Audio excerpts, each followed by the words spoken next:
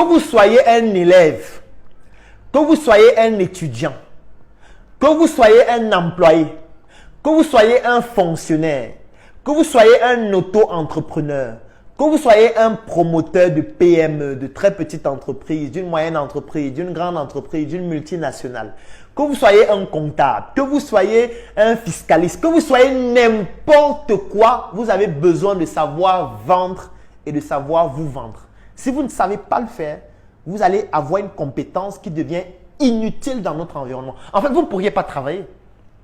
Si vous voulez être un salarié, vous ne pourriez pas être salarié. Qui va vous recruter? Pourquoi? Même l'assistante de direction doit être une excellente vendeuse. Si vous ne savez pas vendre, vous dites que je suis assistante de direction. Je vais juste être assise au bureau et je vais rédiger les courriers. Est-ce que tu sais que rédiger un courrier, c'est un acte de vente?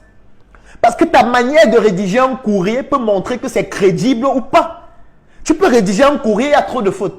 Tu peux rédiger un courrier et la mise en forme n'est pas bonne. Comment tu fais?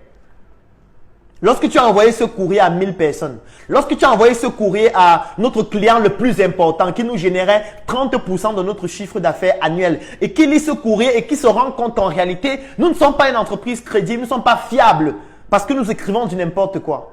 Et ça, c'est l'assistant de direction qui est en train de faire en sorte que l'entreprise perde sa crédibilité à travers un courrier. Parce qu'elle croyait que rédiger un courrier, c'est facile. Parce qu'elle croit qu'envoyer un mail, c'est facile. Parce qu'elle croit que recevoir un client, c'est facile. Parce qu'elle croit qu'il suffit juste d'être jolie et c'est terminé. Non, tu es jolie plus que qui? Ça ne suffit pas. Ça ne suffit pas. Il faut que tu saches vendre. Oui, peut-être être jolie, ça participe, mais ce n'est pas la seule chose.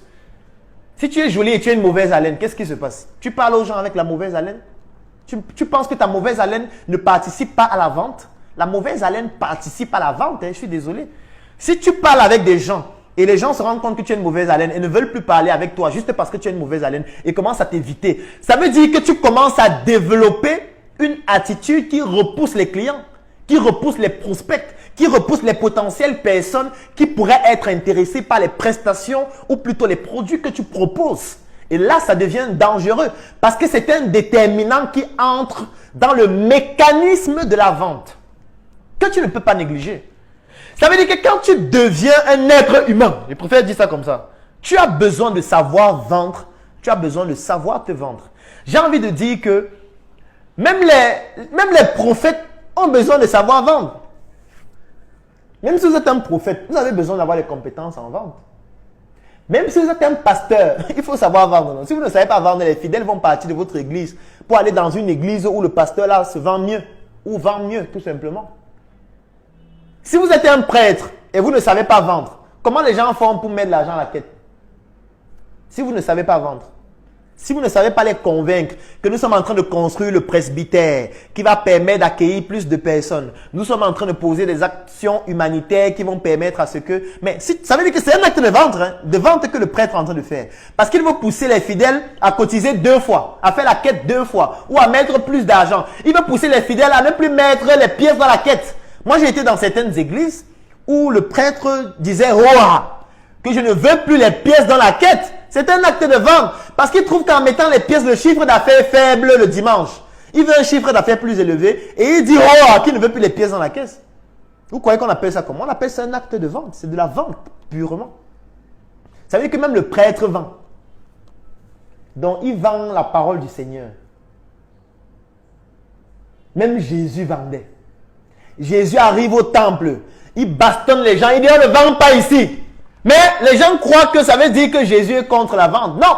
C'est juste que Jésus ne veut pas que les vendeurs qui sont au temple là puissent dénaturer la valeur perçue du temple, qui ne doit pas être l'endroit où on vend ce type de produit. Parce qu'il ne veut pas que les gens arrivent au temple et voient qu'on est en train de vendre le poisson, vendre les beignets, vendre le pain, vendre ceci. Non. Ça dénature la valeur perçue du temple. Ça veut dire que Jésus protège son business en disant aux gens, ne vendez pas ici, allez dans ailleurs. Jésus est en train de protéger son business. Il est en train de faire un acte de vente. Jésus est en train de vendre. Parce qu'il ne veut pas dénaturer la valeur perçue. La valeur perçue, c'est un élément stratégique de la vente. Vous ne pouvez pas avoir une entreprise où vous devez recevoir des personnes fortunées. Vous allez recevoir des personnes qui ont un certain niveau. Et vous avez votre entreprise où autour de votre entreprise, il y a des gens qui raquettent des passants. C'est qu'il y a des gens autour de votre entreprise qui, chaque fois que quelqu'un passe, ces gens-là leur demandent de l'argent. Que vraiment, j'ai besoin de 100 francs, j'ai besoin de 200. Vous devez investir pour que ce genre de personnes ne soient pas autour de votre entreprise. Parce que ces personnes vont pousser vos clients à ne plus venir. Parce que si un client vient, il se rend compte qu'il y a des gens autour de l'entreprise qui lui demandent de l'argent ou qui peuvent l'agresser. Il vient une fois, deux fois, trois fois, il se rend compte qu'il fait face à ça tout le temps. Il ne va plus venir. Il va vouloir aller ailleurs.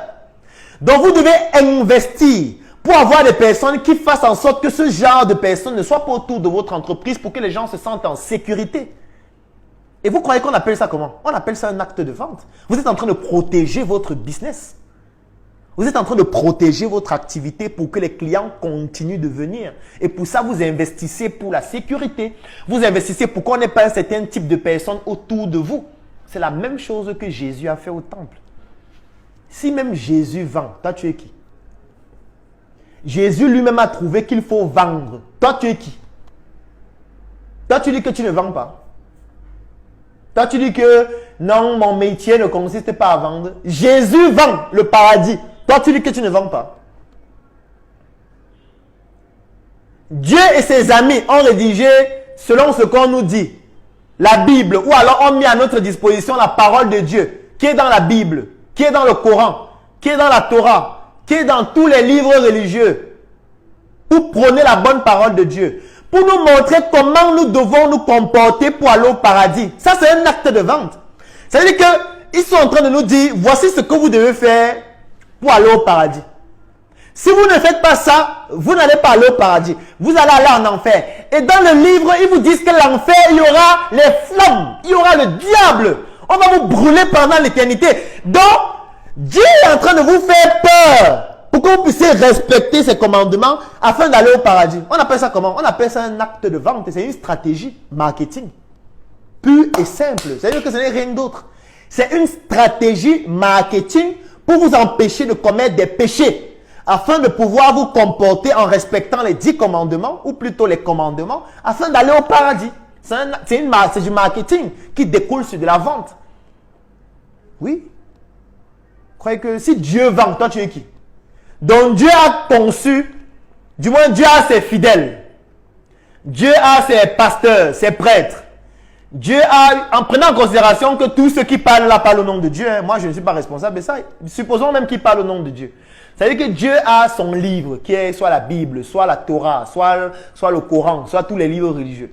Dieu a ses apôtres, il a ses prophètes, il a ses prêtres, il a ses pasteurs. Il a son église qui se déroule chaque dimanche pour certaines religions. Ou alors il a sa mosquée qui se déroule chaque vendredi. Il est en train de prôner sa parole au jour le jour. Il est sur Internet. Il communique. Il fait même la messe en ligne. Je me rappelle en 2020, quand il y avait la Covid et le confinement, il y avait les messes qui se déroulaient en direct en ligne. Parce qu'on disait, bon, quand vous ne pouvez plus sortir, suivez la messe en direct en ligne. Ça veut dire qu'ils investissent pour vous envoyer la parole de Dieu à domicile. Ils investissent de l'argent parce que ce n'est pas gratuit. Pour faire un direct en ligne, de cette qualité-là, il y a un coût parce qu'il faut la caméra, il faut les professionnels, il faut pouvoir avoir des personnes qui vont faire de l'édition vidéo, etc. Donc, il faut payer des gens pour vous envoyer la parole de Dieu. Donc, on va payer des gens pour vous envoyer la parole de Dieu et ne rien gagner. Donc, vous êtes sérieux? C'est un acte de vente, c'est du marketing. C'est du marketing. Donc, si Dieu vend, toi, tu es qui? Toi, tu es qui pour dire que tu ne vends pas? Dieu vend. Dieu fait tout pour que tu viennes au paradis. Ça veut dire qu'il est en train de vendre un rêve qui est celui d'aller au paradis après la mort. Il est en train de te vendre un produit et un service. C'est un service qui te vend. Le service, c'est d'aller au paradis. Si tu respectes ça, tu vas aller au paradis. Ce n'est pas un service que Dieu est en train de vendre. C'est un service. Ce n'est rien d'autre. Ça n'a rien de différent par rapport à quelqu'un qui vend une formation. Pour te dire, si tu suis cette formation, à la fin, tu vas être capable de bien gérer ta comptabilité. Si tu suis cette formation, à la fin, tu sauras parler anglais, comme par exemple Perfect English. Je fais un coucou à Joseph, à Bissama ici. Si tu suis cette formation, à la fin, tu vas pouvoir bien parler français. Si tu suis ce programme, à la fin, tu vas pouvoir avoir ton visa pour aller en France. C'est un service qu'on est en train de vendre, n'est-ce pas? Mais Dieu est en train de faire la même chose. Si tu suis mes commandements, à la fin, quand tu vas mourir, tu vas aller au paradis. Mais c'est la même chose. Non? Ça veut dire que Dieu, c'est un vendeur. Oui. Dieu vend, comme tout le monde. Si déjà le Créateur vend, toi tu es qui? Pour dire que je ne vends pas. Pour dire que la vente, non, ce n'est pas mon truc. La vente, vraiment, ça ne m'intéresse pas, non. Je préfère avoir une vie saine où je fais juste... Non, tout le monde vend. Même Dieu vend le paradis. Le diable vend aussi l'enfer. Le diable te dit, mon frère, donc tu veux aller au paradis, prier pour l'éternité. Donc ça veut dire que sur la terre, tu n'arrives pas à prier 1 heure de temps par jour. Donc tu as envie de mourir, aller au paradis et pour l'éternité, prier pendant toute l'éternité. Tu ne trouves pas que c'est mieux de venir me rejoindre en enfer, où il y aura la fête tous les jours, il y aura les DJ très forts, où il y aura les gars qui farotent, où il y aura les filles, où il y aura les dieux. Non, non, viens en enfer avec nous, c'est mieux en enfer. C'est-à-dire que pendant que Dieu est en train de vendre le paradis, le diable vend aussi l'enfer. Après, chacun choisit le service qu'il achète. Chacun choisit. Et chacun a ses stratégies. Le diable te dit non, si tu viens avec moi, tu auras l'argent, tu vas bien vivre, tu vas avoir ton jet privé, tu vas avoir ceci, tu vas avoir cela. Dieu dit, il faut prier. Il faut respecter les commandements. Honore ton père et ta mère, ne vole pas, ne mens pas, sois honnête, sois humble, va à l'église, respecte ton frère, respecte ta mère, ne tue pas, ne fais pas ceci. Dieu te donne les commandements et il te dit, si tu respectes ça, quand tu vas mourir, je serai reconnaissant. Pendant le jugement dernier, je vais regarder les commandements que tu as respectés. Je vais dire non, c'est bon. Tu as respecté les commandements. Viens au paradis pour l'éternité. Priez avec nous pour l'éternité. Et le diable te dit que mon frère, toi aussi, tu ne trouves pas que prier c'est trop pénible? Tu ne trouves pas? Prier tout le temps. Tu ne veux pas aussi stimuler ton corps. Tu ne veux pas ressentir ton corps, mon frère. Tu ne veux pas avoir les sensations fortes. Moi, j'ai les sensations fortes à te proposer. Oui, laisse les trucs de la Bible là. Viens, je te montre comment on fait, mon frère. La boîte de nuit, allons en boîte de nuit. Allons danser, allons boire, mon frère. Oui, il y a les filles, il y a le monde de Dieu, il y a l'argent. Le diable te fait aussi une offre. Et que le diable te vend aussi un service. C'est à toi de choisir le service qui t'intéresse. Si tu achètes le service de Dieu, oui, tu vas à l'église, oui, tu es pieux, tu respectes les commandements, etc. Et puis, quand tu meurs, il t'a promis le paradis. Bon, après, peut-être tu vas aller au paradis après la mort. Le diable aussi, lui, te promet quelque chose d'intéressant. Selon lui, c'est à toi d'acheter. Ça veut dire que le diable vend, Dieu vend. Toi, tu dis que tu ne vends pas. Tu es qui? Toi, tu es qui pour ne pas vendre? Tout le monde vend. Et si tu ne vends pas, sache qu'il y a quelqu'un qui est en train de vendre et qui est en train de t'utiliser pour atteindre ses objectifs. C'est comme ça. Non, ne réfléchis même pas trop. Si tu dis que tu ne vends pas, que vendre ne t'intéresse pas, que la vente n'est pas importante, que la vente c'est pour les Claudel, les arnaqueurs, là, les bandits là, c'est qu'il y a quelqu'un qui lui va t'utiliser dans ses stratégies de vente pour atteindre ses objectifs. C'est ça qui va se passer. Oui. Si tu ne t'intéresses pas à la vente, quelqu'un va t'utiliser pour atteindre ses objectifs de vente. Et parce que les gens ne savent pas comment faire, et parce que les gens ne savent pas comment procéder, j'ai décidé aussi de partager avec vous mon savoir-faire en ce qui concerne la vente. Si vous estimez que je peux vous apprendre quelque chose. Je vais organiser un atelier sur la vente. C'est un atelier qui va durer 4 heures de temps. Et il va se dérouler en ligne, durant lequel je vais vous partager les techniques de vente que j'utilise pour les produits que je propose et pour les services que je propose, afin que cela puisse vous inspirer à vous aussi proposer vos produits et vos services avec des techniques de vente pertinentes.